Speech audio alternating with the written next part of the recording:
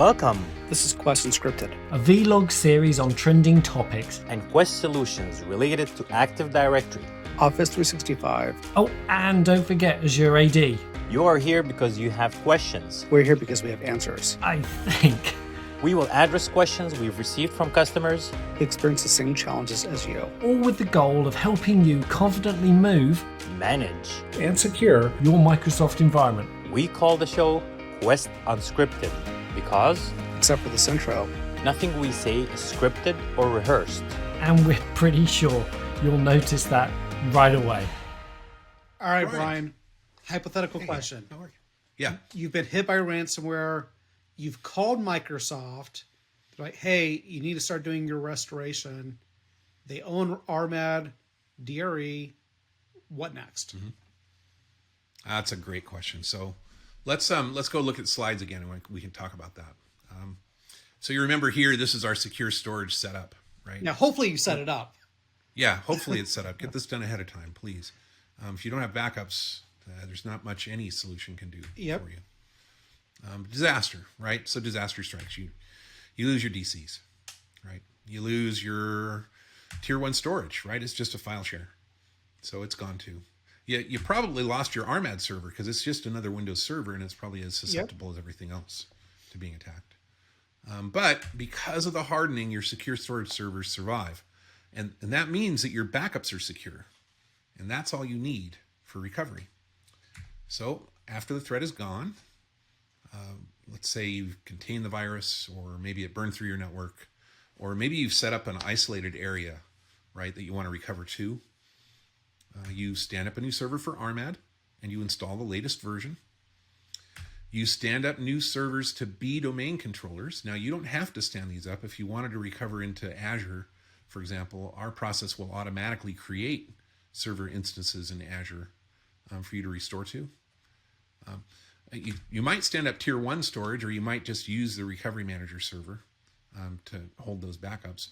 And then you have to go retrieve those backups, right? And if you remember, Brian, from our talk earlier, we use physical access only, and that's one of the ways we keep this backup secure. Yeah. Right? So you got to walk into your data center and go access your secure storage server. Let's pause there for a second. I Yeah. know where you live. I don't want to out you where you live, Brian. I know you live in Mountain Time. Your server's in California. So does someone in California physically walk to the data center? Well, that's what we do, right? That's what our solution is around. Now, it is just Windows Server hardware, Yeah. right? It is just a Windows Server. So you could decide to do other things. So, for example, you could use integrated lights out, Yep. HP ILO or iDRAC. Those are solutions. If it's a VM, which we don't recommend VMs, but if it was, you could use a vSphere in the console to get access to these boxes. Yep. Or you might decide that in your hardening, you want to set up a privileged access workstation. Sounds like a to good reach idea. those boxes. But every time you do that, Brian, and the reason that I don't recommend any of those is you're opening the door just a little bit more. And the more Yep. you open that door, the more chance you have that those backups are going to be compromised. These attackers are getting really smart, and they are taking their time, and they will spend months in your environment so they can learn your ways and figure out how to inflict the most damage as possible so that you're going to pay the ransom, because that's what they want. They want you to pay the ransom. But our big bet is that an attacker is not going to come fly into the U.S. or fly into your country, go break into your data center to compromise this box, right? That's what we're hoping. And I think that's a pretty safe bet for most. Yeah, physical scenarios. access is still essential in 2021. Yep. So it might sound old school. All right, so you got it. You physically walked out there. You had physical access.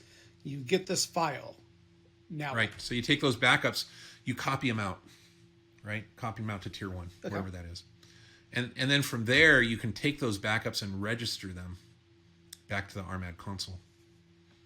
And once they're registered, you're ready to start recovery. So that's just a matter of, pushing out recovery agents and running the forced recovery process. So that's it in a nutshell. That's how you get recovered for Active Directory. Great. Thank you, Brian.